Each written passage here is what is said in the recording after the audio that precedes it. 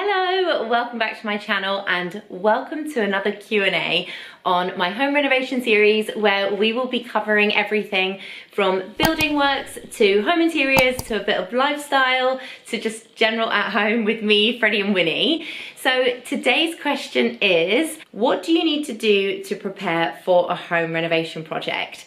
Okay, well, there are so many things you need to do, and this video is gonna be a kind of top line of just a few things you need to do. If you need any more details on any of them, let me know and I will do a full video on them.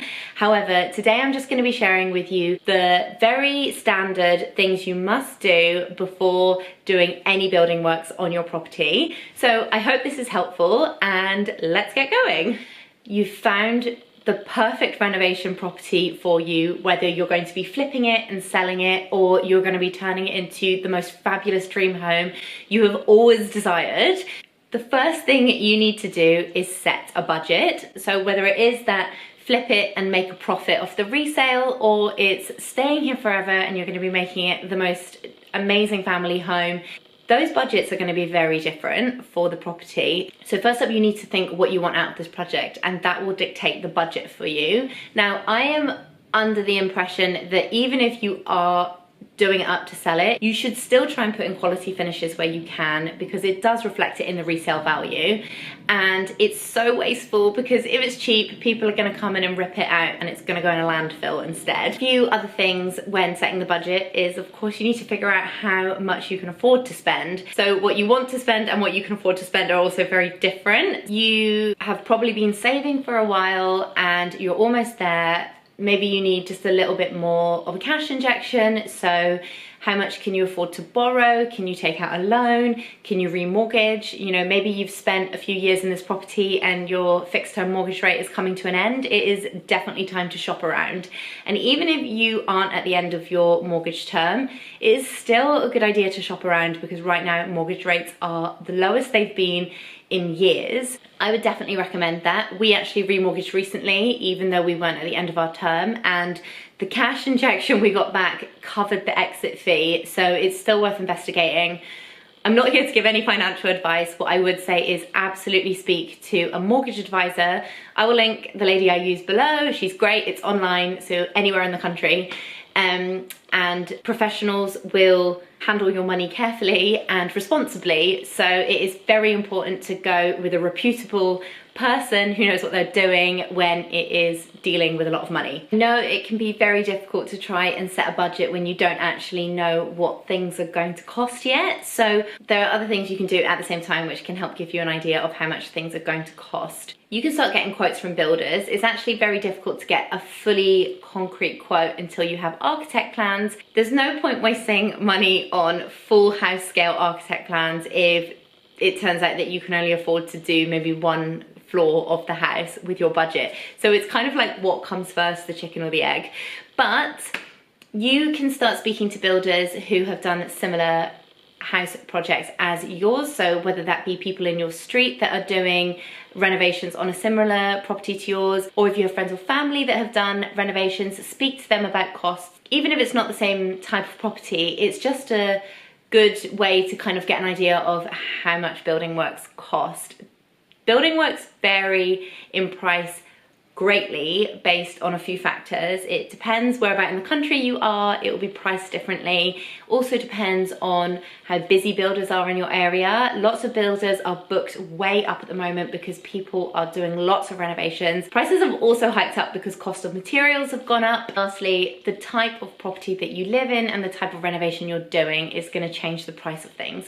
So whilst it's a good idea to get ballpark figures, you're not actually going to get the real price of your renovation until your builder has given you an official quote based on architect plans you've had drawn up for your property, and you've had a survey done to establish what state the walls, the floors, the ceilings, the electrics, the plumbing, what state that's all in. That's how these prices are just a moving number constantly. This is the order we did the next steps in. Obviously, you can do it however works best for you in that way. So that's our budget number one.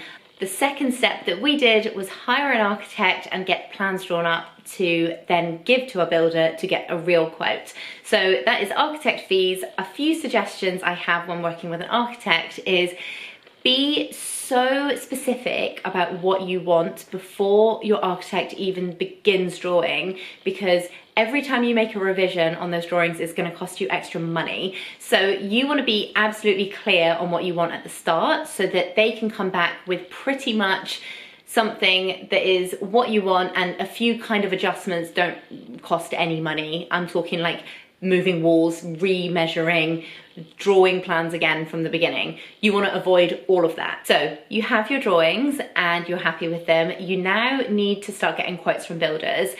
The reason that I like to do an architect drawing before getting quotes from builders is because you can show the builder exactly what you want. The builder can then price up exactly the look you're going for. This makes your quote a much more realistic number, because at the start, when they come and take a look around and take a look at the property and give you a kind of ballpark figure, when a builder is looking at architect drawings and they know the amount of steels they might need to supply the real square footage of the property, then they'll know the amount of bricks and materials and everything they're going to need. They also know how long it's going to take them, so then they can price in the labor for that duration. So there's a lot of things that make up a builder's quote. So that's helpful as to why a builder would be able to much more easily price up your job realistically with real concrete plans that you plan to submit. So I would say absolutely get at least 3 quotes so you can compare, and actually I think a good number to get is about 6 quotes. Then obviously you can pick the builder you're happy that you want to do the work for you. Things that I like to look out for with builders is go and check their websites and see their previous work. Is it in a style that you like? Get testimonials from people that have hired them previously. So did they do a good job? Did they stick to their time frame? Did it go over budget massively? You want builders to be able to price the job to what you expect to pay for it and not have huge sums added on at the end. Previous testimonials, are clients happy with the work? Do you like the look of their work? Are their quotes a realistic amount for the work you're having done? Their availability, you know, when can they start? How rushed are you to get this project started? And also just generally a gut feeling. Do you get a good vibe from your builder? Do you think they're the type of person you're going to get on with and trust in your house? They literally become part of your family for the months that they're in your house, especially if you are living through the renovation as well. So I am actually filming this video as my builder, who finished this project on our house 9 months ago, is out walking my dog right now because he's just dropped by to come and see her. So that's the kind of level we had with our builders. But yeah, gut feeling. We had a good feeling about those guys and it proved to be true. That is number 3, sourcing your builder. Okay, so you've sourced your builder, you're happy with how much it's gonna cost, your budget is in place, you know how much you've got, you know how much you need to borrow, you know that you can afford to pay for the job throughout the months it's going to take based on the timeline your builder's given you, and you're happy with the drawings. So now you're going to submit those drawings into the planning portal. So depending on what level of service you went with your architect, either they will do that for you or you will do it yourself.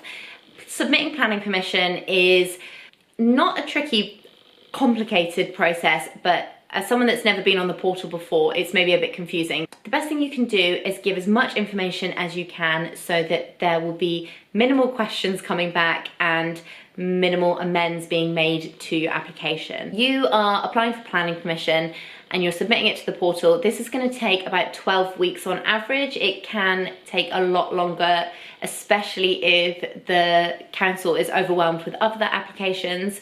So a few things you can do to prevent any rejections happening. First up, be as clear as possible, submit all the details and documents they ask for. These documents depend on the type of extension you're doing. And on that note, not all extensions require planning permission. So if you are building something that's below 2.5 meters in height, then you don't need planning permission. Also, if you want to play it safe, you're desperate to get the planning permission approved as quick as possible, go with a conventional design, a design that already exists in your street. Someone else has already done that loft extension like that, or that rear ground floor extension.